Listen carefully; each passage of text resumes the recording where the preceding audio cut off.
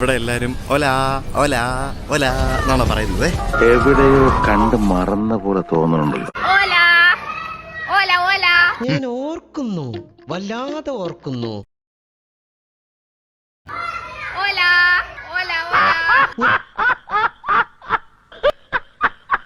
ഈ ഒല ഒല എന്നും പറഞ്ഞപ്പോഴാണ് ഓർത്തത്, നമ്മൾ പണ്ട് ക്യൂബയിൽ പോയ വീഡിയോ വെച്ചിട്ട് നമ്മുടെ ചിന്താ ജെറോം ഈയിടെ കണ്ട് ക്യൂബ പോയായിരുന്നു.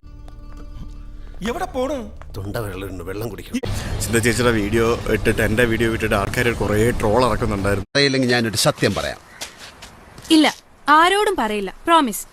എന്നാ കേട്ടോളൂ. Flash back. ബെനീവദോസ് ആ ക്യൂബ, വെൽക്കം ടു ക്യൂബ എന്നാണ് ഇവിടെ എഴുതിയിരിക്കുന്നത്. താൻ ആരാ? കണ്ടപ്പോ മുതൽ തുടങ്ങിയതാണല്ലോ ഗുഡ് മോർണിംഗ് നമസ്കാരം എന്നൊക്കെ പറഞ്ഞിട്ട്. ക്യൂബയിലെ കൊച്ചു കുഞ്ഞുങ്ങൾക്കുള്ള നമ്മുടെ നാട്ടിലെ അങ്കനവാടി പോലെയുള്ള ഓല ഓല ഓല.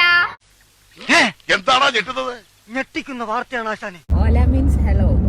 ഇപ്പൊ പറഞ്ഞപ്പോ ഇവിടുത്തെ ബസ് വന്നെത്തുന്ന ടെർമിനൽ അത്യാവശ്യം വലിയ സൗകര്യങ്ങളെല്ലാം ഉള്ളതാണ്. സോറി.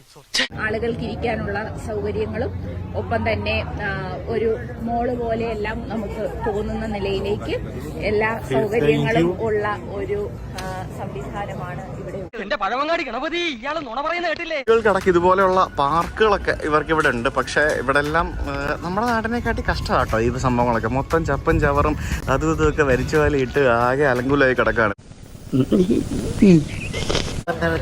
മൂക്കുപൊത്തി നടക്കുന്ന അവസ്ഥയാണ്.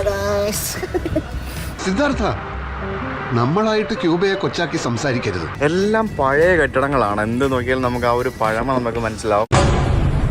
എനിക്ക് ആലോചിച്ചിട്ട് ഒരു പിടിയും കിട്ടണല്ലോ പോയാ. അതായത് നിങ്ങൾ യൂട്യൂബിൽ കാണുന്ന വീഡിയോകളൊക്കെ ഇല്ലേ, എല്ലാവരും ടൈറ്റിൽ കൊടുത്തിരിക്കുന്ന പോലെ ക്യൂബ ഇപ്പോഴും 40കളിലും 50കളിലും ഒക്കെയാണ്. ഇവർക്ക് ഈ കെട്ടിടങ്ങളൊക്കെ മെയിൻറ്റെയിൻ ചെയ്യാനുള്ള പൈസയും സാമ്പത്തിക സംഭവങ്ങളൊക്കെ വളരെ കുറവാണ് പല ആൾക്കാർക്കും. ഓർമ്മിപ്പിക്കല്ലേ പൊന്നെ. ഞാൻ ഇവിടെ നിന്ന് ഈ സ്ട്രീറ്റിന്റെ വിഷ്വൽസ് എടുത്തോണ്ടിരിക്കുകയായിരുന്നു. ആ പോകുന്ന പച്ച ടീഷർട്ട് ഇട്ട ചേട്ടൻ വന്നിട്ട് എന്നോട് പറഞ്ഞു, ഇങ്ങനെ കാണിച്ചിട്ട് പോയി, അതായത് മേളിൽ നിന്ന് സാധനം അടർന്ന് തലേ വീഴുന്നു, അതുകൊണ്ട് മാറി നിൽക്കാൻ. ഞാനിപ്പോ സിമ്മ് വാങ്ങുന്ന കടയിൽ നിൽക്കുകയാണ്. ഇവിടെയും ഇങ്ങനത്തെ സെറ്റപ്പുകളൊക്കെയാണോ ഇപ്പോഴും ഉള്ളത്? നോക്കി, ഇത് കണ്ടോ, ഇത് ഫോണൊക്കെ ഇപ്പോഴും ഉണ്ടെന്ന് ഇവിടെ. $80. അത് ഹൈവേയിലെ റോഡുകളൊക്കെ അടിപൊളിയായിരുന്നു. ഗ്രാമങ്ങളിലേക്ക് വന്നപ്പോഴത്തേക്കിനും റോഡൊക്കെ ഭയങ്കര മോശമായി തുടങ്ങി. കുണ്ടും കുഴിയൊക്കെയാണ്, അടിച്ച് വെട്ടിച്ചൊക്കെയാണ് പോയിക്കൊണ്ടിരിക്കുന്നത്. ഇതിലും നല്ലത് നമ്മുടെ കേരളത്തിലെ വഴികളാണ് കേട്ടോ. നിർത്തി അങ്ങ് അവമാനിക്കുവാണെന്ന്.